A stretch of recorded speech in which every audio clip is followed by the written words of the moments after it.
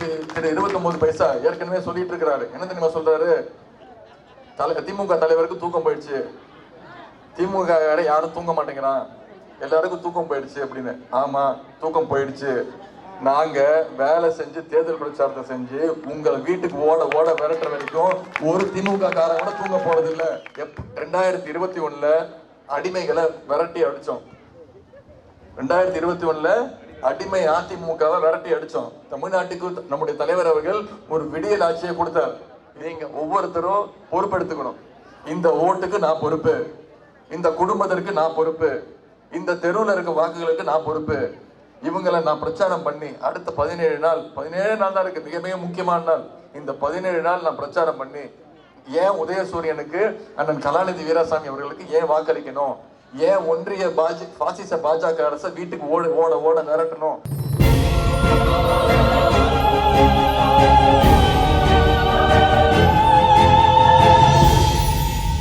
நம்முடைய வெற்றி வேட்பாளர் டாக்டர் கலைஞருடைய அன்பையும் ஆசையையும் பெற்ற வேட்பாளர், நம்முடைய கழக தலைவர் தமிழக முதலமைச்சருடைய அன்பை பெற்ற வேட்பாளர், என்னுடைய சகோதரர், அதற்கும் மேல சொல்லணும்னா உங்களுடைய அன்பையும் ஆதரவையும் பெற்ற வெற்றி வேட்பாளர் திரு கலாநிதி வீராசாமி அவர்களுக்கு இந்த பிரச்சார கூட்டத்தை மிகச்சிறப்பாக ஏற்பாடு செய்துள்ள மாண்புமிகு அமைச்சரும் சென்னை கிழக்கு மாவட்ட கழக செயலாளருமான அண்ணன் திரு PK சேகர்பாபு அவர்களே, இந்த பிரச்சார கூட்டத்தை ஒருங்கிணைத்துள்ள சென்னை வடக்கு மாவட்ட பொறுப்பாளரும் பெரம்பூர் தொகுதியினுடைய சட்டமன்ற உறுப்பினருமான அண்ணன் திரு RD சேகர் அவர்களே, கழக துணை அமைப்பு செயலாளர் திருவிக நகர் தொகுதியினுடைய சட்டமன்ற உறுப்பினர் அண்ணன் திரு தாயகம் கவி அவர்களே, வணக்கத்திற்குரிய சென்னை மேயர் சகோதரி பிரியாராஜன் அவர்களே, முன்னாள் சட்டமன்ற உறுப்பினர் அண்ணன் திரு ப ரங்கநாதன் அவர்களே, பகுதி கழக செயலாளர்கள் அண்ணன் திரு ICF முரளி அவர்களே, அண்ணன் நாகராஜன் அவர்களே, அண்ணன் ஜெயராமன் அவர்களே, அண்ணன் முருகன் அவர்களே, அண்ணன் சாமிக்கன் அவர்களே, அண்ணன் தமிழ்வேந்தன் அவர்களே, பகுதி கழக நிர்வாகிகளே, இளைஞர் அணியினுடைய துணை செயலாளர் சகோதரர் திரு ஜோயல் அவர்களே, தலைமை கழகத்தால் நியமிக்கப்பட்டுள்ள தொகுதி பார்வையாளர்கள் அண்ணன் வழக்கறிஞர் விடுதலை அவர்களே, வழக்கறிஞர் சரவணன் அவர்களே, சகோதரி மருத்துவர் யாழினி அவர்களே, சட்டத்துறை மாநில துணை செயலாளர் அண்ணன் திரு சந்துரு அவர்களே, பொறியாளர் அணியினுடைய மாநில துணை செயலாளர் திரு நரேந்திரன் அவர்களே, சென்னை கிழக்கு மற்றும் வடக்கு மாவட்ட கழகங்களுடைய நிர்வாகிகள் அண்ணன் திரு ஏகப்பன் அவர்களே, அண்ணன் தேவ ஜகபர் அவர்களே, அக்கா புனிதவதி அவர்களே, அண்ணன் திரு GM தேவன், அண்ணன் ஆசாத், அண்ணன் SR கமலக்கண்ணன், அண்ணன் தயாளன் அவர்களே, சகோதரர் மகேஷ்குமார் அவர்களே, அண்ணன் கருணாகரன் உள்ளிட்ட அனைத்து செயற்குழு மற்றும் பொதுக்குழு உறுப்பினர்களே, மாவட்ட இளைஞரணி அமைப்பாளர் சகோதரர் லோகேஷ் அவர்களே, மாநகராட்சி மண்டல தலைவர் சகோதரி சரிதா மகேஷ்குமார் உள்ளிட்ட அனைத்து உள்ளாட்சி அமைப்புகளுடைய பிரதிநிதிகளே, மாவட்ட இளைஞரணி துணை அமைப்பாளர்கள் சகோதரர் கௌதமன் அவர்களே, சகோதரர் தனசேகர் உள்ளிட்ட அனைத்து அணிகளுடைய நிர்வாகிகளே, ஸ்ரீதனி உள்ளிட்ட மாநகராட்சியுடைய அனைத்து மாமன்ற உறுப்பினர்களே, அன்பரசு உள்ளிட்ட அனைத்து வட்டக்கழக செயலாளர்களே, நிர்வாகிகளே, நம்முடைய இந்தியா கூட்டணி வெற்றி கூட்டணி இந்தியா கூட்டணி தமிழ்நாட்டில் மதச்சார்பற்ற முற்போக்கு கூட்டணியில நம்மோட கூட்டணி வைத்திருக்கக்கூடிய நம்முடைய தாய் கழகம் திராவிடர் கழகம், காங்கிரஸ் பேரியக்கம், மார்க்சிஸ்ட் கம்யூனிஸ்ட் கட்சி, இந்திய கம்யூனிஸ்ட் கட்சி, விடுதலை சிறுத்தைகள் கட்சி, மறுமலர்ச்சி திராவிட முன்னேற்ற கழகம், இந்திய யூனியன் முஸ்லிம் லீக், மனிதநேய மக்கள் கழகம்,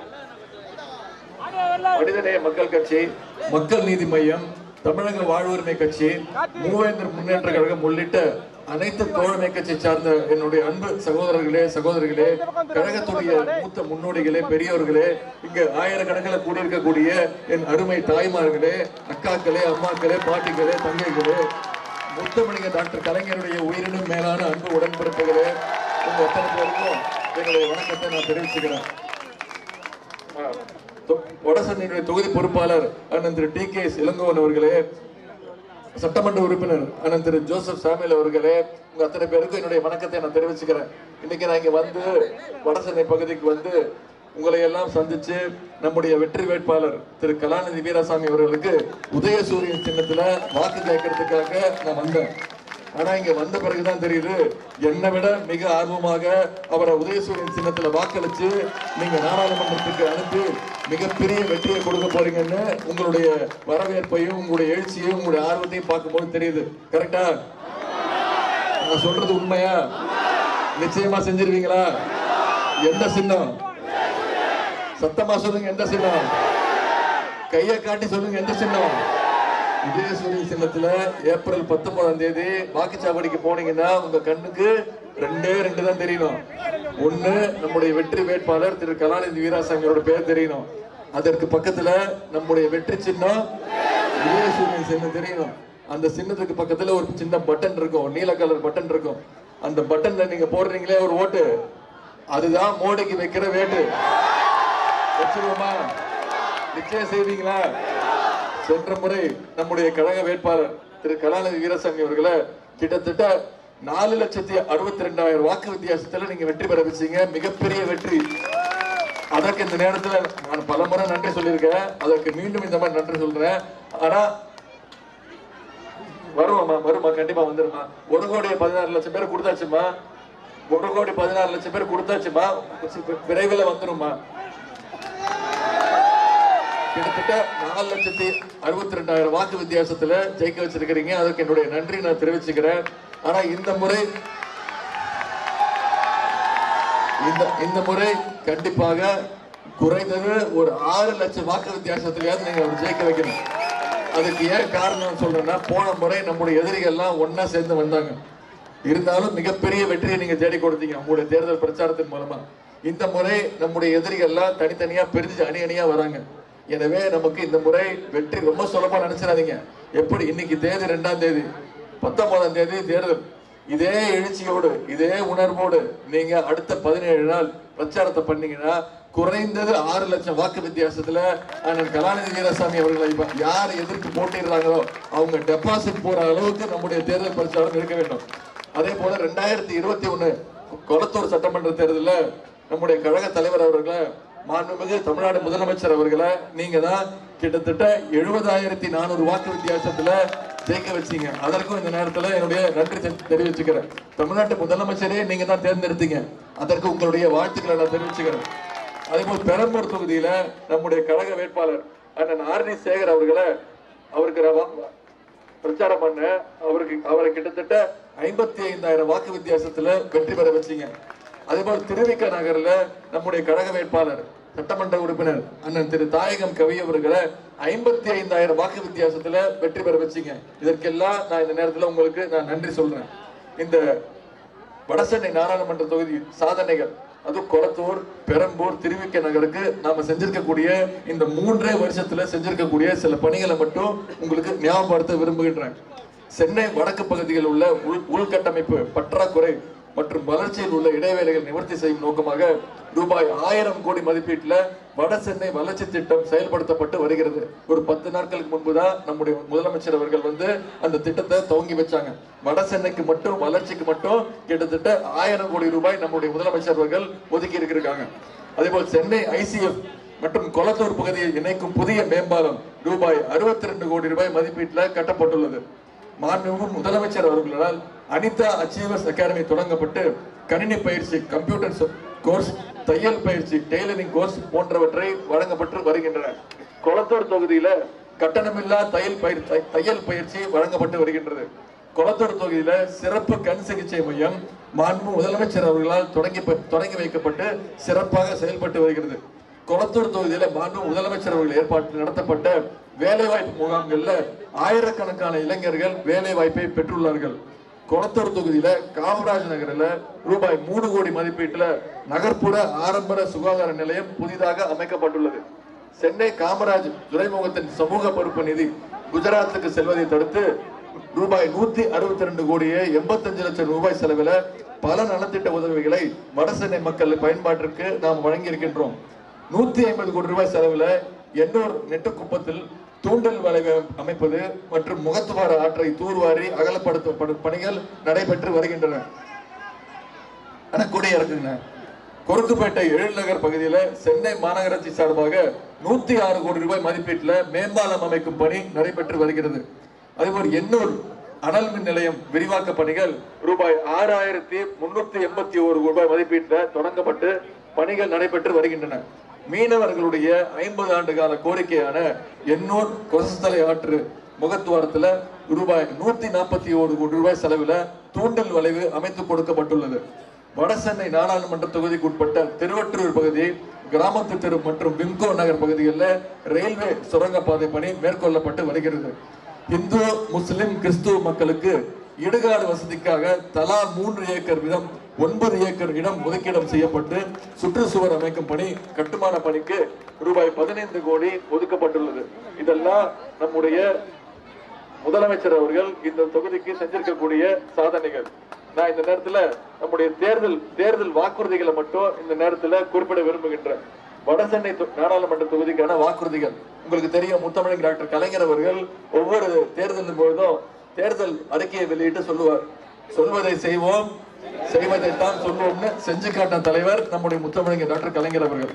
அவருடைய வழியில வந்த நம்முடைய முதலமைச்சர் அவர்கள் திரு முத்துவேல் கருணாநிதி ஸ்டாலின் அவர்களும் சொல்வதைத்தான் செய்வார், செய்வதைத்தான் சொல்வார். சில தேர்தல் வாக்குறுதிகள் மட்டும் இங்க நான் உங்ககிட்ட நினைவுபடுத்த விரும்புகின்றேன். விம்கோ நகர் மெட்ரோ ரயில் நிலையத்திலிருந்து எண்ணூர் வரை ரயில் பாதை நீட்டித்து தடை அமைக்கப்படும். கொளத்தூர் சட்டமன்ற தொகுதியில் உள்ள ராஜாஜி நகர் மக்கள் பயன்பெறும் வகையில் வில்லிவாக்கம் ரயில் நிலையத்திலிருந்து தெற்கு பக்கமாக செல்வதற்கு சுரங்க நடைபாதை அமைத்து தரப்படும். கணேசபுரம் மேம்பாலம் ரூபாய் 147 கோடி மதிப்பீட்டில் நடைபெற்று வருகிறது. அந்த பணி விரைந்து முடிக்கப்படும். 2 கொடுங்கையூர் குப்பை கொட்டும் வளாகத்தில் முறையில் சீரமைக்கும் பணி ரூபாய் 640 கோடி மதிப்பீட்டில் நடைபெறுகிறது. இந்த பணியும் விரைவில் நிறைவு செய்யப்படும். வடசென்னையில பிரத்யேகமாக மாசு கட்டுப்பாடு வாரியம் அமைக்கப்படும்.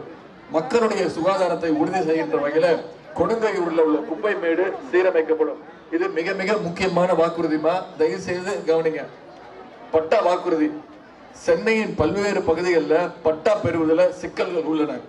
குறிப்பாக பெல்ட் ஏரியாவில் வசிப்போர் பட்டா பெற முடியாத நிலை இருக்கின்றது. இதனை சரி செய்ய மாண்பு முதலமைச்சர் அவர்கள் அமைச்சர்களை கொண்டு ஒரு குழுவை அமைத்திருக்கிறார்கள். தேர்தல் முடிந்ததும் பட்டா பிரச்சனை தீர்த்து வைக்கப்பட்டு வீட்டு மனை பெற்ற அனைவருக்கும் பட்டா வழங்கப்படும் என்பதை நான் மகிழ்ச்சியுடன் இந்த நேரத்தில் நான் தெரிவித்துக் கொள்கின்றேன். இதெல்லாம் நம்முடைய தேர்தல் அறிக்கையில தலைவர் சொல்லியிருக்கிறாரு. கண்டிப்பா இதெல்லாம் தலைவர் செய்வாருன்னு நம்பிக்கை உங்களுக்கு இருக்கா? இதெல்லாம் நடக்கணும்னா வர்ற ஏப்ரல் 19ஆம் தேதி வாக்குச்சாவடிக்கு போய் உதயசூரியன் சின்னத்தில் வாக்களிச்சு குறைந்தது 6 லட்சம் வாக்கு வித்தியாசத்துல நீங்க ஜெயிக்க வைக்கணும். செய்வீங்களா?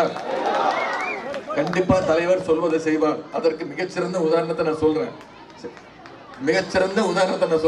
2021 நாம கழக ஆட்சி அமைச்சது நம்முடைய தலைவர் அவர்களை ஒட்டுமொத்த தமிழ்நாட்டு மக்களும், அது குறிப்பிட்டு சொல்லணும்னா சென்னையில் இருக்கக்கூடிய அனைத்து சட்டமன்ற தொகுதியிலும் நம்ம வெற்றி பெற்றோம். ஒட்டுமொத்த சென்னையும் திமுக தான் வாக்களிச்சது. அப்போ உங்களுக்கு தெரியும் என்ன நிலைமைன்னு. கோவிட் பெருந்தொற்று 2வது வேலை, செகண்ட் வேவ் அடிச்சிட்டு இருக்கு. மிக மிக ஒரு அபாயகரமான ஒரு நிலை இருந்துச்சு. அப்போ ஒன்றிய பிரதமர் திரு நரேந்திர மோடி அவர்கள் உங்களை எல்லாம் வந்து பார்த்தாரா? சென்னை பக்கம் வந்து எட்டி பார்த்தாரா? தமிழ்நாட்டு பக்கம் எட்டி பார்த்தாரா? என்ன சொன்னாரு? எல்லாரும் தயவு செய்து வீட்டுக்குள்ள போய் பூட்டிக்கோங்க, வீட்டுக்குள்ள போய் ஒளிஞ்சுக்கோங்க, கதவை திறக்காதீங்க, யாரையும் பார்க்காதீங்க, தெருவுக்கு வராதீங்க. 15 லட்சம் அவர் எங்க 15 காசு கூட போடல, நம்ம அக்கௌண்ட்ல இருந்ததே தூக்கிட்டு போயிட்டாரு. கருப்பு பணத்தை ஒழிக்கிறேன்னு சொல்லி ஒரு நாள் திடீர்னு எந்திரிச்சு நடுராத்திரி எந்திரிச்சு என்ன செய்யறது தெரியாம 1000 ரூபாய் நோட்டு 500 ரூபாய் நோட்டுல செல்லாதுன்னு சொல்லி கருப்பு பணத்தை ஒழிக்க போற, கருப்பு பணத்தை எல்லாம் வெளிநாட்டுல இருந்து கொண்டு வந்து ஒவ்வொருத்தருடைய வங்கி கணக்குலயும் 15 லட்சம் போடுறேன்னாரு. போட்டாரா? நம்ம கிட்டதான் போட்டாரு. கோவிட் அப்போ என்னமா பண்ணாரு? வீட்டை விட்டு வெளில வந்தீங்கன்னா கைது பண்ணுவேன், தடியடி நடத்துவேன், யாரும் வீட்டை விட்டு வெளில வரக்கூடாதுன்னு சொன்னாரா இல்லையா? ஆனா ஒன்னே ஒண்ணு மட்டும் பண்ணாரு. ஒரு நாள் என்ன பண்ணாரு? எல்லாரும் வீட்டை விட்டு வெளில வாங்க, எல்லாரும் கையில விளக்கு பிடிச்சுக்கோங்க, விளக்கு பிடிங்க, விளக்கு பிடிச்சு கையில ஒரு தட்டு வச்சுக்கோங்க, தட்டை வச்சு ஓங்கி ஒலி எழுப்புங்க, அந்த சவுண்டு கேட்டு கோவிட் வைரஸ் ஓடி போயிடும், பயந்து ஓடி போயிடும் சொன்னாரா இல்லையா? இதுதான் திரு நரேந்திர மோடி அவர்கள் கோவிட் வைரஸை எதிர்த்த விதம். ஒரு விழிப்புணர்வு இல்லாம, மருத்துவ விழிப்புணர்வு இல்லாம நாம ஊசி கேட்டோம். நம்ம தலைவர் அவர்கள் நீங்க ஊசி கொடுங்க, தமிழ்நாட்டு மக்களுக்கு நாங்க விழிப்புணர்வு ஏற்படுத்துறோம் அப்படின்னு பாத்தீங்கன்னா கரெக்டா நம்முடைய நகைச்சுவை நடிகர் திரு விவேக் அவர்கள் ஊசி போட்டுட்டு, அவர் ஊசி போட்டதுனால அவர் இறக்கல, அவருக்கு வேற சில மருத்துவ பிரச்சனைகள் இருந்தது, இறந்துட்டார். ஆனா எல்லாரும் பயந்துட்டோம், எல்லாரும் வந்து ஒரு மிகப்பெரிய வதந்தியை கிளப்பி விட்டாங்க, அவர் ஊசி போட்டதுனாலதான் இறந்துட்டாருன்னு. தமிழ்நாட்டு மக்கள் மட்டும் இல்ல, ஒட்டுமொத்த இந்தியா மக்களும் பயந்துட்டாங்க. ஆனா நம்முடைய தமிழக முதலமைச்சர் என்ன பண்ணார் தெரியுமா? இந்த கோவிட்ல இருந்து தப்பிக்கணும்னா கோவிட் ஊசி போட்டா மட்டும்தான் ஒரே வழின்னு அனைவருக்கும் கோவிட் ஊசி போடணும்னாரு. அவரே கோவிட் ஊசியை தைரியமா போட்டுக்கிட்டு கோயம்புத்தூர்ல இருக்கக்கூடிய மருத்துவமனையில பிபிஇ கிட்ட போட்டுக்கிட்டு தைரியமா உள்ள போய் அந்த கோவிட் நோயாளிகளுக்கெல்லாம் தரமான மருத்துவமனை பார்க்கப்படுதா, அவங்களுக்கெல்லாம் தரமான ஊசி போடப்படுதான்னு இந்தியாவிலேயே போய் முதல்ல தைரியமா பார்த்த ஒரே முதலமைச்சர் நம்முடைய முதலமைச்சர் தான். அவருக்கு மட்டும் இந்த பெருமை கிடையாது. ஒட்டுமொத்த இந்தியாவிலேயே முதன் முறையா அதிகமான ஊசி போட்டு இந்த கோவிட்ல இருந்து தப்பிக்கணும்னா ஊசி போட்டுதான் ஆகணும், தடுப்பூசி போட்டுதான் ஆகணும்னு இந்தியாவிலேயே அதிகமான ஊசி போட்டது தமிழ்நாட்டு மக்கள் நீங்க தான். இந்தியாவுக்கே விழிப்புணர்வு ஏற்படுத்துறது தமிழ்நாட்டு மக்கள் தான். தமிழ்நாட்டு மக்கள் ஊசி போட்டதுக்கு அப்புறம் தான் மற்ற மாநில மக்கள்லாம் தைரியமா ஊசி போட்டுக்க ஆரம்பிச்சாங்க. ஊசி போட்டுக்கிட்டீங்களா? 3 ஊசியா? அதே மாதிரி கடும் நிதி நெருக்கடி, பல தேர்தல் வாக்குறுதிகளை நம்ம கொடுத்திருந்தோம். ஆமா, எதிர்கட்சியின் தலைவர் என்ன சொன்னாங்க? கண்டிப்பா செய்ய முடியாது அப்படின்னாங்க. ஆனா நம்முடைய தலைவர் அவர்கள் ஆட்சி பொறுப்பேற்று 5 கையெழுத்து போட்டார். முதல் கையெழுத்து என்ன போட்டாரு? மகளிருக்கு இத்தனை பேர் வந்திருக்கீங்க, உங்களுக்கு தெரியும், மகளிருக்கு கட்டணம் இல்ல பேருந்து வசதி திட்டத்தை கொடுத்தாரா இல்லையாமா? உபயோகப்படுத்துறீங்களா இல்லையா? அதுக்கு பேரு பிங்க் பஸ். இப்போ சென்னையிலையும் நிறைய பிங்க் பஸ் ஓடுது. நான் இன்னைக்கு ஒரு 8 நாளா தமிழ்நாடு முழுக்க பல மாவட்டங்களுக்கு சுற்றுப்பயணம் செஞ்சுட்டு இருக்கேன். எங்க பார்த்தாலும் பிங்க் பஸ் தான். எல்லா பஸ்ஸும் ஃபுல்லு. எல்லா பஸ்லயும் மகளிர், குழந்தைங்க, மாற்றுத்திறனாளிகள் இருக்காங்க. அதாவது ஆண்கள் பெண்கள் கிட்ட இருந்து கத்துக்கணும். ஒரு திட்டத்தை அரசு அறிமுகப்படுத்துதுன்னா அந்த திட்டத்தை எவ்வளவுக்கு எவ்வளவு அதிகமா உபயோகப்படுத்தணும் அப்படிங்கறத ஆண்கள் மகளிர் கிட்ட தான் கத்துக்கணும். ஏன் தெரியுமா நான் சொல்றேன்? இதை நான் கிண்டலுக்காக சொல்லமா, உங்களுடைய பெருமை, உங்களுடைய வெற்றி. ஏன்னா இந்த 3 வருஷத்துல மட்டும் இந்த மகளிருக்கு கட்டணமில்லா பேருந்து திட்டத்தின் மூலமா கிட்டத்தட்ட 460 கோடி பயணங்களை நீங்க மேற்கொண்டிருக்கீங்க. எவ்வளவு பயணம்? 460 கோடி முறை நீங்க பயணம் செஞ்சிருக்கிறீங்க இந்த 3 வருஷத்துல. இதுதான் அந்த திட்டத்துடைய வெற்றி. இதுதான் முதலமைச்சருடைய வெற்றி. ஒரு திட்டத்தை எவ்வளவு அதிகமா மக்கள் உபயோகப்படுத்துறாங்களோ அதுதான் அந்த முதலமைச்சருடைய திட்டத்துடைய வெற்றி. இதுக்கு பேர் தான் திராவிட மாடல் அரசு. எல்லாரும் கேட்கிறாங்க, திராவிட மாடல் அரசுனா என்னன்னு? அனைத்து மாநிலங்களுக்கும் எடுத்துக்காட்டா இருக்கிறது தான் திராவிட மாடல் அரசு. அதே மாதிரி இன்னொரு திட்டமா புதுமை பெண் அப்படின்னு ஒரு திட்டம். இங்க இத்தனை மகளிர் வந்திருக்கீங்க, ஆண்களுக்கு சமமா மகளிர் வந்திருக்கீங்க. ஒரு 150 வருஷத்துக்கு முன்னாடி பெண்கள் வீட்டை விட்டு வெளில வரதுக்கு உரிமை கிடையாது. நீங்க வீட்டை விட்டு வெளில வர முடியாது. உங்களுக்கு படிப்பதற்கு உரிமை கிடையாது. நீங்க யார்கிட்டயும் பேச முடியாது. இன்னும் சொல்லட்டுமா, நீங்க மேலாடை அணிகிறீங்கல்ல, மேலாடை அணிவதற்கு உங்களுக்கு தடை, உங்களுக்கு உரிமை கிடையாது. ஆனா அதையெல்லாம் தடையெல்லாம் உடைச்சு பெண்களுடைய விடுதலைக்காக தன் கடைசி வரைக்கும் மூச்சு இருக்க வரைக்கும் போராடியவர் தான் தந்தை பெரியார் அவர்கள். பெண்களுக்காக பல நலத்திட்டங்களை கொண்டு வந்தவர் தான் பேரறிஞர் அண்ணா அவர்கள். பெண்களுக்கு சொத்துல சம உரிமை கொண்ட அந்த சட்டத்தை கொண்டு வந்தவர் டாக்டர் கலைஞர் அவர்கள். அவருடைய வழியில நம்முடைய தலைவர் அவர்கள் ஒரு திட்டத்தை கொண்டு வந்தார். அதற்கு பேர் தான் புதுமை பெண் திட்டம். அதாவது பெண்கள் கல்லூரிக்கு போய் படிக்கணும். பெண்கள் பள்ளிக்கு போனா மட்டும் பத்தாது, கல்லூரிக்கு போய் படிக்கணும். கல்லூரிக்கு போய் படிச்சா மட்டும் பத்தாது, வேலைக்கு போகணும். பெண்கள் தங்களுடைய சொந்த காலில் நிக்கணும்னு அரசு பள்ளியில 12ஆம் வகுப்பு வரைக்கும் படிச்சா அவங்க கல்லூரிக்கு போய் சேர்ந்தா, அது அரசு கல்லூரியா இருந்தாலும் சரி, பிரைவேட் காலேஜ் இருந்தாலும் சரி, அவங்களுக்கு கல்வி ஊக்கத்தொகையாக மாதம் 1000 ரூபாய் அவங்களுடைய வங்கி கணக்குல வைப்பு வைக்கப்படுகின்றது. இதுவரைக்கும் இந்த 2 வருஷத்துல 3 லட்சம் மாணவிகள் பயன்பெற்று இருக்கிறாங்க. இப்ப தலைவர் அவர்கள் அந்த திட்டத்தை விரிவுபடுத்தி தமிழ் புதல்வன் என்ற திட்டத்துல ஆண்களும் கல்லூரிக்கு போய் படிச்சா அவங்களுக்கு மாசம் 1000 ரூபாய் கல்வி ஊக்கத்தொகை வழங்கப்படுகிறது. இதற்கு பெயர் தாமா திராவிட மாடல் அரசு. எல்லோருக்கும் எல்லாம் என்பதுதான் திராவிட மாடல் அரசு. இதை விட இன்னொரு முக்கியமான திட்டம், இது நம்முடைய தேர்தல் அறிக்கையில சொல்லாத திட்டத்தை தலைவர் செஞ்சார். அது நம்முடைய பெற்றோர்கள் சீக்கிரமா வேலைக்கு போற 6 மணி 7 மணிக்கு எந்திரிச்சு வீட்டுக்கு போற பெற்றோர்கள் குழந்தைக்கு சாப்பாடு சமைச்சு கொடுக்கறதுக்கு, காலையில டிஃபன் சமைச்சு கொடுக்கறதுக்கு நேரம் இருக்காது. அப்புறம் என்ன பண்ணுவாங்க, வெறும் வயிற்றுல பள்ளிக்கூடத்துக்கு அனுப்பிச்சிருவாங்க. அனுப்பிச்சிட்டு வீட்டுல அதே யோசனையா உட்காந்துருப்பாங்க. இவனை ஸ்கூலுக்கு அனுப்பிச்சமே, இவன் சாப்பிட்டானா, பசிச்சிருக்குமே, மயக்கத்தோட இருப்பானே, பள்ளிக்கூடத்துக்கு போனானா, கிளாஸ் ரூமுக்கு போனானா அப்படின்னு அந்த கவலையோட இருப்பாங்க. ஆனா இன்னைக்கு நம்முடைய தலைவர் அவர்கள் ஒரு திட்டத்தை கொண்டு வந்திருக்காங்க. அதற்கு பெயர் தான் முதலமைச்சருடைய காலை உணவு திட்டம். 31,000 அரசு பள்ளிகள்ல தினமும், அதாவது திங்கள் முதல் வெள்ளி வரை தினமும் 17 லட்சம் குழந்தைங்க இந்த திட்டத்தின் மூலம் பயன்படுறாங்க. அதாவது என்னன்னா, நீங்க பள்ளிக்கூடத்துக்கு வந்தா போதும், காலையில வந்தா போதும், உங்களுக்கு காலையில தரமான உணவு, டிஃபன் கொடுக்கப்பட்டு அதன் பிறகுதான் உங்களுக்கு கல்வி. கர்நாடகா மாநிலம், தெலுங்கானா மாநிலத்திலிருந்து வந்து ஆய்வு செஞ்சு இந்த முதலமைச்சருடைய காலை உணவு திட்டத்தை எப்படி இவ்வளவு சிறப்பா செய்யறீங்கன்னு வந்து பார்த்துட்டு அவங்களுடைய மாநிலங்களுக்கு இந்த திட்டத்தை விரிவுபடுத்தி இருக்கிறாங்க. இதற்கு பெயர் தான் திராவிட மாடல் அரசு.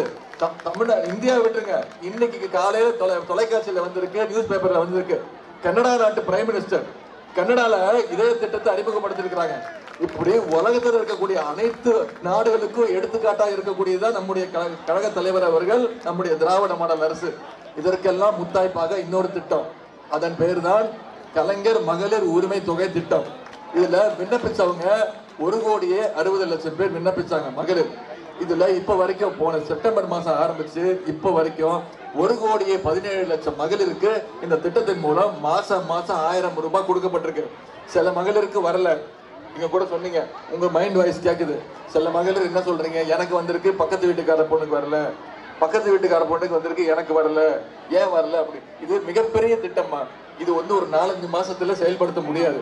அதாவது நான் ஒண்ணு கேட்கிறேன், 1,16,00,000 மகளிருக்கு கொடுத்த முதலமைச்சர் இன்னொரு 40,00,000 மகளிருக்கு கொடுக்க மாட்டாரா? நான் பொறுப்பெடுத்துக்கிறேன். அந்த துறைக்கு நானும் நிதியமைச்சர் தான் பொறுப்பு. அது சரி செய்யப்பட்டு அந்த குறைகள்லாம் தீர்க்கப்பட்டு வெரிஃபிகேஷன் செய்யப்பட்டு தகுதியுள்ள அந்த விண்ணப்பிச்ச அத்தனை 1,60,00,000 மகளிருக்கும் கண்டிப்பாக மகளிர் உரிமை தொகை விரைவில் இன்னும் 4-5 மாசத்துல கண்டிப்பாக கொடுக்கப்படும். அது நான் உங்களுக்கு கொடுக்கக்கூடிய வாக்குறுதி, உறுதிமொழி நான் கொடுத்துருக்கேன். நான் இப்ப உங்களுக்கு உறுதிமொழி கொடுத்துட்டேன், சரியா? நான் சொல்ல காப்பாத்துவேன். ஏன்னா நான் கலைஞர் பேரை முத்துவேல் கருணாநிதி மகன். இப்போ நீங்க உங்களுடைய வாக்குறுதியை நீங்க எனக்கு கொடுக்கணும். குறைந்தது 6 லட்சம் வாக்கு வித்தியாசத்துல நம்முடைய கலாநிதி வீராசாமி அவர்களை நீங்க ஜெயிக்க வைக்கணும். செய்வீங்களா? நாம ஒரு பக்கம் நாம செஞ்சிருக்கக்கூடிய திட்டங்கள், நம்முடைய சாதனைகள், நம்முடைய தேர்தல் வாக்குறுதிகள், இதையெல்லாம் நாம சொல்லிட்டு இருக்கிறோம். இன்னொரு பக்கம் ஒன்றிய பிரதமர் திரு நரேந்திர மோடி அவர்கள் கிட்டத்தட்ட 10 வருஷமா இந்தியாவை ஆண்டுகிட்டு இருக்கார். அவர் தான் ஆட்சி செய்யறார். ஏதாவது செஞ்சிருக்காரா? தமிழ்நாட்டுக்கு ஏதாவது செஞ்சிருக்காரா? வந்து எட்டி பார்த்தாரா? இந்த 10 வருஷத்துல எத்தனை வாட்டி வந்திருப்பாரு? இப்ப வராரு. இப்ப தேர்தல் வந்துருச்சுன்னா சுத்தி வராரு, தமிழ்நாட்டை சுத்தி வராரு. நான் அவர்கிட்ட சவால் விட்டேன், நீங்க அடுத்த 20 நாள் இங்கே வந்து தங்குங்க, தமிழ்நாட்டிலே வந்து தங்குங்க. உங்களால ஒரு சீட்ல கூட டெபாசிட் கூட வாங்க முடியாது. நான் சவால் விடுறேன். 2019ஆம் ஆண்டு வந்தாருமா, அப்போ தேர்தலுக்காக தான் வந்தாரு, வேற எந்த காரணமும் கிடையாது. தேர்தலுக்காக வந்து மதுரையில எய்ம்ஸ் மருத்துவமனை கொண்டு வர போறேன்னு சொல்லி வந்து ஒரே ஒரு செங்கல், அவரும் நம்முடைய பாதம் தாங்கி பழனிசாமி தலைவர் வந்து அப்படிதான் கூடுவாரு. அவர் எடப்பாடி பழனிசாமி கிடையாது, அவர் பேர் பாதம் தாங்கி பழனிசாமி. ஏன்னா யார் காலை பார்த்தாலும் விழுந்துருவாரு. ஓபிஎஸ் காலை பார்த்தா ஒரு மாதிரி விழுவாரு, மோடி காலை பார்த்தா படுத்துருவாரு, அமித்ஷா காலை பார்த்தா குட்டிக்கரன் நடிப்பாரு, சசிகலா காலை பார்த்தா என்ன பண்ணுவாருன்னு உங்களுக்கே தெரியும். அந்த மாதிரி ஒரு முன்னாள் முதலமைச்சர் தமிழ்நாட்டுடைய அனைத்து உரிமைகளையும் ஒன்றிய பாஜக அரசுக்கு வச்சுட்டாங்க. அவங்க கிட்ட விலை போயிட்டாங்க. ஏன், என்ன காரணம்? அனைத்து முன்னாள் அதிமுக அமைச்சர்கள் மீது சிபிஐ ரெய்டு, ஐடி ரெய்டு, இடி ரெய்டுன்னு பல வழக்குகளை பதிவு செஞ்சு அவங்களுடைய கண்ட்ரோல்ல வச்சுக்கிட்டாங்க, அவங்களுடைய அடிமைகளா வச்சுக்கிட்டாங்க. அதே மாதிரி திமுகவையும் பண்ணணும்னு நினைக்கிறாங்க. திமுக இதுக்கான பயப்படுமா? நான் சொல்லிட்டேன், மோடிக்கும் பயப்பட மாட்டோம், ஈடிக்கும் பயப்பட மாட்டோம். மோடியோட டேடி வந்தாலும் நாங்க பயப்பட மாட்டோம். தமிழ்நாட்டு மக்கள் எங்களுக்கு அந்த பெரியார் அவர்களும் பேருங்க அண்ணாவும் சுயமரியாதை கற்றுக் கொடுத்திருக்கிறாங்க. அது திரு எடப்பாடி பழனிசாமி அவர்கள், பாதம் தாங்கி பழனிசாமி அவர்கள் அத பெருமையோட சொல்றாரு. என்ன தெரியுமா சொல்றாரு? ஆமா, நான் வந்து காலை பிடிச்சுதான் முதலமைச்சரான. இந்தியாவில் இல்லம்மா, உலகத்திலேயே எந்த முதலமைச்சராவது வெக்கம், மானம், சூடு, சொர்ணம் இருந்தா யாராவது இப்படி சொல்லுவாங்களா? ஒரு முதலமைச்சருக்கு என்ன பெருமை, என்ன சொல்லணும்? மக்கள் எனக்கு வாக்களிச்சாங்க, மக்கள் ஆதரவு பெற்று நான் தேர்தலில் வெற்றி பெற்று முதலமைச்சரான்னு சொன்னதான் உண்மையான ஒரு முதலமைச்சர். ஆனா இவர் கொஞ்சம் கூட வெக்கம், மானம், சூடு, சொரணை எதுவுமே இல்லாம ஒத்துக்கிறாரு. ஆமாங்க, நான் ஒண்ணு மக்களை பார்த்து முதலமைச்சர் ஆகல, அவங்க உட்கார்ந்து இருந்தாங்க. அவங்க என்ன 3வது மனுஷனா? அவங்க காலை தொட்டு முதலமைச்சர் ஆயிட்டேன். நான் இப்போ சவால் விடுறேன், அவங்க 3வது மனுஷன் தானே, உங்களை விட வயசுல பெரியவர் தானே, திருப்பி போய் ஒழுங்க பார்ப்போம். அந்த அம்மா எட்டி ஒரே வதைக்கும். ஏன் தெரியுமா? அந்த அம்மா காலை பிடிச்சி முதலமைச்சராகி அந்த அம்மா காலே வாரி விட்டாரு. என்ன தெரியுமா கேட்டாரு? யார் இந்த சசிகலா, நீயா என்ன முதலமைச்சர் ஆக்குனேன்னு கேட்டாரு. அப்படிப்பட்ட ஒரு நம்பிக்கை துரோகிதான் திரு பாதம் தாங்கி பழனிசாமி அவர்கள்.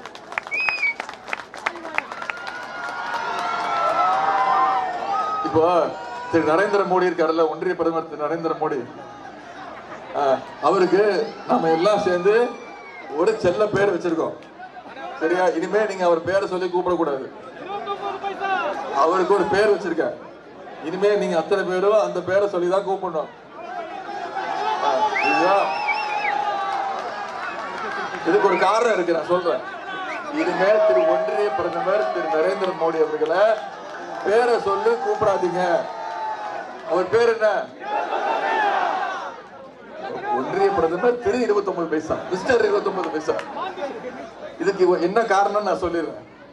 ஏன் அவர் 29 பைசான்னு கூப்பிடுறேங்கிறத அவர் சொல்றேன். அப்பதான் அவர் மண்டைக்கு உரைக்கும். அடுத்த வாட்டி வருவாரு. இப்ப திருப்பி வராரு, பிரச்சாரத்துக்கு வராரு. அப்ப சொல்லுங்க, 29 பைசா வாழ்க. 29 பைசா எங்க? எங்க 29 பைசா எங்கன்னு கேளுங்க. ஏன்னு சொல்லிடுறேன். அதுக்கு ஒரு காரணம் இருக்கு. ஜிஎஸ்டி வரி மூலமா நாம தமிழ்நாட்டில இருந்து ஒவ்வொருத்தரும் ₹1 கட்டுறோமா? ஒன்றிய அரசுக்கு ₹1 கொடுக்கிறோம். ஆனா நமக்கு திருப்பி அவர் எவ்வளவு தெரியுமா தராரு? ஒன்றிய பிரதமர் வெறும் 29 பைசா. ஆனா மற்ற மாநிலங்களுக்கெல்லாம் தூக்கி தூக்கி வாரி வாரி கொடுக்கிறாரு. தமிழ்நாட்டை மட்டும் வஞ்சிக்கிறார். இப்போ இந்த எய்ம்ஸ் மருத்துவமனை சொன்னல, இங்க அடிக்கல் நாட்டி 5 வருஷம் ஆச்சு. இது வரைக்கும் வச்சது ஒரே ஒரு செங்கல் தான்.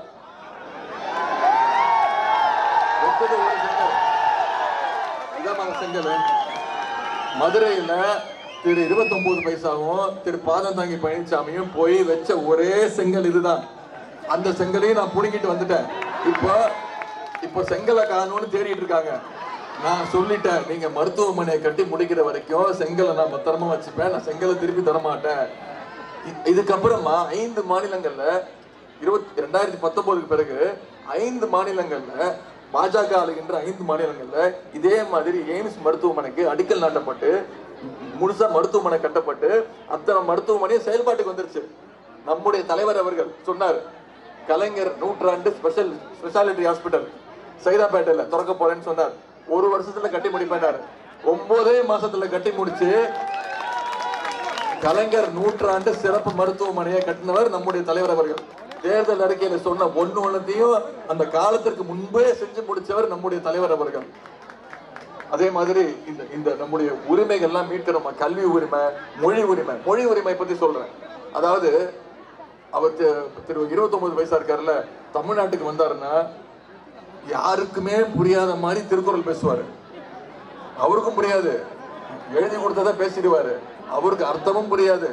பேசிட்டு அவர் தமிழுக்கு அதாவது போன முறை வந்து ஐயோ தமிழ் நான் கத்துக்கலையே அப்படின்னு ரொம்ப ஆதங்கெல்லாம் பட்டாரு. நாம நினைச்சுக்கணும், ஐயோ நல்ல வேலை நீ தமிழ் கத்துக்கல அப்படின்னு. அவரு இந்த 5 வருஷத்துல தமிழ் வளர்ச்சிக்கு எவ்வளவு தெரியுமா ஒதுக்கி இருக்காரு நிதி ஒதுக்கீடு? தமிழ் வளர்ச்சி, தமிழ் ஆராய்ச்சி மற்றும் வளர்ச்சிக்கு எவ்வளவு நிதி ஒதுக்காரு தெரியுமா?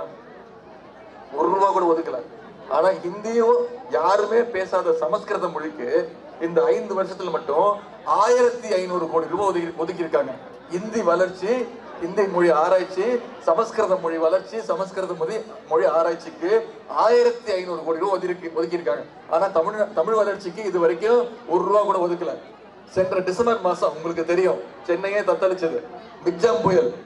சென்னை, செங்கல்பட்டு, திருவள்ளூர், காஞ்சிபுரம், அதே மாதிரி தென் மாவட்டங்கள் தூத்துக்குடி, திருநெல்வேலி இங்கெல்லாம் மழை பெய்ஞ்சது. மிக்ஜாம் புயல் 1 வருஷம் பெய்ய வேண்டிய மழை ஒரே நாள்ல பெஞ்சது. ஆனா நம்மலாம் வீட்டுக்குள்ள போய் ஒழிஞ்சுக்கிட்டோமா? முதலமைச்சர் களத்துல நின்னாரு. இங்க இருக்கக்கூடிய அனைத்து அமைச்சர்களும் களத்துல நின்னாங்க. அவங்க தொகுதியில, அவங்க பகுதியில நாடாளுமன்ற உறுப்பினர், சட்டமன்ற உறுப்பினர்கள், நம்முடைய மேயர் அவர்கள், அனைத்து மக்கள் பிரதிநிதிகள், கவுன்சிலர்கள் அத்தனை பேரும் களத்துல நின்னாங்க. சில கவுன்சிலர்கள் வர முடியல, ஏன்னா அவங்க வீட்டுல தண்ணி நின்று இருந்துச்சு. ஆனா அனைவரும் களத்துல நின்று மக்கள் பணி ஆட்டினோம். அந்த தண்ணி வடிகிற வரைக்கும் அனைவரும் வீட்டுக்கே போல. நான் 3 நாள் வீட்டுக்கே போகவே இல்லை, தூங்கவே இல்லை. 10 நாள் போய் தூத்துக்குடியில போய் தங்கியிருந்தேன். தூத்துக்குடி, திருநெல்வேலியில 10 நாள் தங்கியிருந்தேன். ஆனா திரு மோடி அவருக்கு வந்து பார்த்தாரா? மிக்ஜாம் புயல் அப்ப வந்தாரா? வந்து பார்க்கல. ஒன்றிய நிதி அமைச்சர் நிர்மலா சீதாராமன் அவர்கள் அவங்க வந்து இங்க என்ன பண்ணி பார்த்துட்டு சொல்லிட்டு போனாங்க, நாங்க கொடுக்குறோம், காசு கொடுக்குறோம், கோயில் தட்டுல காசு போடாதீங்கன்னு சொல்லிட்டு போனாங்க, உண்டியல்ல காசு போடாதீங்கன்னு சொல்லிட்டு போனாங்க. இது மட்டும்தான் அவங்க பண்ணது. இது வரைக்கும் நம்முடைய தலைவர் அவர்கள் சென்னையில பாதிக்கப்பட்ட அத்தனை பேருக்கும் அத்தனை குடும்பத்திற்கும் 6000 ரூபாய் கொடுத்திருக்கிறாரு. இன்னும் சொல்ல போனா ஜனவரி மாசம் மட்டும் சென்னையில இருக்கக்கூடிய மக்களுக்கு, சென்னை, காஞ்சிபுரம், திருவள்ளூர் மக்களுக்கு வெள்ள நிவாரணம் 6000, அதன் பிறகு மகளிர் உரிமை தொகை 1000, அதுக்கப்புறம் பொங்கல் பரிசு 1000, மாசம் 8000 ரூபாய் கொடுத்திருக்கிறார் நம்முடைய தமிழக முதலமைச்சர் அவர்கள். இதுல ஒன்றிய அரசு, தமிழ்நாட்டு அரசுக்கு, நம்முடைய தலைவருடைய அரசுக்கு ஒரு பைசா கூட கொடுக்கல. ஒரு பைசா கூட கொடுக்காம நம்முடைய தமிழக முதலமைச்சர் அவர்கள் கிட்டத்தட்ட 37,000 கோடி ரூபாய் கொடுத்திருக்கிறார். இதையெல்லாம் யார் உண்மையா தட்டி கேட்கணும்? எதிர்கட்சி தலைவர் தானே தட்டி கேட்கணும். தட்டி கேட்கிறாரா? கேட்கறது இல்லை. அதாவது நான் எய்ம்ஸ் மருத்துவமனை ஏன் வரல அப்படின்னு கேட்கிறேன். ஒன்றிய பாஜக அரச கேள்வி கேட்கிறேன். ஏங்க வரல, எப்ப வரும், எப்ப கொண்டு வருவீங்க எய்ம்ஸ் மருத்துவமனை? நான் ஒன்றிய அரச கேட்டா யாருக்கு கோவம் வருது? பாதம் தாங்கிக்கு கோவம் வருது. ஏன்? கள்ளக்காதல். 9 வருஷமா ஆட்சியில கூட்டணியில் இருந்துகிட்டு சிஏவை கொண்டு வந்தது நீங்க தான், நீட் தேர்வை கொண்டு வந்தது நீங்க, எய்ம்ஸ் மருத்துவமனையை கொண்டு வராம பண்ணது நீங்க தான். இப்படி அனைத்து தமிழ்நாட்டு மக்களுடைய அனைத்து உரிமைகளையும் ஒன்றிய பாஜக கிட்ட அடகு வச்சுட்டு இன்னைக்கு சென்னையில மேம்பாலங்கள் உங்களுக்கு தெரியும். கழக ஆட்சியில சென்னையில கிட்டத்தட்ட 30 மேம்பாலங்கள் கட்டப்பட்டுள்ளன. அதிமுக ஆட்சியில நான் சவால் விடுறேன், இது வரைக்கும் ஒரு பாலமாவது கட்டியிருக்காங்களா? அதிமுக ஆட்சியில இது வரைக்கும். திமுக ஆட்சியில சென்னையில மட்டும் கிட்டத்தட்ட 30 பாலங்கள் கட்டப்பட்டிருக்கின்றன. அதே போல 1996 2001 கலைஞர் ஆட்சியில 114 கோடி ரூபாய் மதிப்பீட்டுல 14 மேம்பாலங்கள் கட்டப்பட்டுள்ளன. 2006 2011 கழக ஆட்சியில 135 கோடி ரூபாய் மதிப்பீட்டுல 7 மேம்பாலங்கள் கட்டப்பட்டுள்ளன. நம்முடைய திராவிட மாடல் அரசு தற்பொழுது 700 கோடி ரூபாய் மதிப்பீட்டுல பல்வேறு மேம்பால பணிகளை மேற்கொண்டு வருகிறது. இதெல்லாம் சென்னைக்கு திமுக செஞ்சிருக்க சாதனைகளை நான் நினைவுபடுத்த விரும்புகிறேன். இன்னைக்கு சென்னையில இருக்கக்கூடிய அண்ணா மேம்பாலம், அண்ணா பிளைஓவர் தொடங்கி அத்தனை மேம்பாலங்களும் முத்தமிழ் கலைஞர் ஆட்சியில நம்முடைய முதலமைச்சர்கள் மேயராக இருந்த போது கட்டப்பட்டவைதான். 1996 முதல் 2001 கழக ஆட்சியின் போது கலைஞர் அவர்களால் சென்னையில மொத்தம் 114 கோடி ரூபாய் மதிப்பீட்டுல 14 மேம்பாலங்கள் கட்டப்பட்டன. இன்னைக்கு பல்வேறு பால பணிகள் நம்முடைய முதலமைச்சர் அவர்களால் திராவிட மாடல் அரசு 700 கோடி ரூபாய் மதிப்பீட்டுல பாலங்களை கட்டி வருகிறது. இதையெல்லாம் செய்யணும்னா கண்டிப்பாக நீங்க வருகின்ற நாடாளுமன்ற தேர்தலில் உதயசூரியன் சின்னத்திற்கு வாக்களிச்சு, சென்ற முறை தவற விட்டுட்டோம். சென்ற முறை 40 தொகுதி தமிழ்நாடு புதுச்சேரியில 39 தொகுதி ஜெயிச்சோம். இன்னும் சொல்ல போனா தமிழ்நாட்டிலேயே 3வது பெரிய இயக்கம் திராவிட முன்னேற்ற கழகம்ன்ற அந்த பெருமையை நமக்கு கொடுத்தது தமிழ்நாட்டு மக்களாகிய நீங்க தான். இந்த முறை உங்களுக்கு தெரியும், ஜூன் 3ஆம் தேதி யாரோட பிறந்த நாள்? எத்தனாவது பிறந்த நாள்?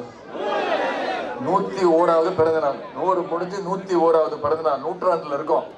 ஜூன் 4ஆம் தேதி வாக்கு எண்ணிக்கை. நாம கலைஞருக்கு இதைவிட சிறப்பான ஒரு நல்ல பரிசை தர முடியுமா? 40க்கு 40 தொகுதி ஜெயிச்சு நம்முடைய தலைவர் யார பிரதமரா தேர்ந்தெடுக்கிறாரோ, தமிழ்நாட்டு மக்கள் நீங்க யார பிரதமரா தேர்ந்தெடுக்கிறீங்களோ அவரை பிரதமரா உட்கார வைக்கணும்னா நிச்சயமா நீங்க இன்னைக்கு நான் சென்னையில இன்னைக்கு மட்டும் தான் சென்னை, இன்னைக்கு சென்னை, வட சென்னை, மதியத்துக்கு மேல மத்திய சென்னை, அப்புறம் தென் சென்னை, அப்புறம் நாளைக்கு ஃபுல்லா டெல்டா மாவட்டம் போறேன். 5 நாள் தொடர் பயணம், பிரச்சார பயணத்துக்கு டெல்டா போடுறேன். ஆனா தலைவர் அவர்கள் இன்னைக்கு வராங்க. தலைவர் அவர்கள் 16ஆம் தேதி 17ஆம் தேதி வராங்க. கடைசி நாள் 17ஆம் தேதியோட பிரச்சாரம் முடியுது. உங்களுக்கு தெரியும், இங்க இருக்கக்கூடிய இளைஞர்களுக்கு தான் தெரியும், ஒரு பெரிய படம் ரிலீஸ் ஆகுதுன்னா, திரைப்படம் ரிலீஸ் ஆகுதுன்னா அதுக்கு முன்னாடி ஒரு சின்ன ட்ரெய்லர் ரிலீஸ் பண்ணுவாங்க. சரியா? நான் தான் அந்த சின்ன ட்ரெய்லர். படத்துக்கு முன்னாடி வர ட்ரெய்லர் நானு. மெயின் பிக்சர் யார் தெரியல? நம்முடைய கழக தலைவர் அவர்கள். இதை விட ஒரு மிகப்பெரிய மாநாடு போல ஒரு கூட்டத்தை நடத்தி, பிரச்சார கூட்டத்தை நடத்தி, உங்ககிட்ட தேர்தல் பிரச்சாரத்தை நடத்தி, திரு 29 பைசாவும் திரு பாதந்தாங்கி பழனிசாமி அவர்களும் நாக்க புடுங்கிற மாதிரி கேள்வி கேட்பாரு. அவரு அடுத்த பிரச்சாரத்துக்கு போயிடுவாரு. அன்னையோட பிரச்சாரம் முடிஞ்சிருச்சு. ஆனா இன்னைக்கு 2ஆம் தேதி நமக்கு இன்னும் 17ஆம் தேதி வரைக்கும் நேரம் இருக்கு. இன்னும் 15 நாள் தான் இருக்கு.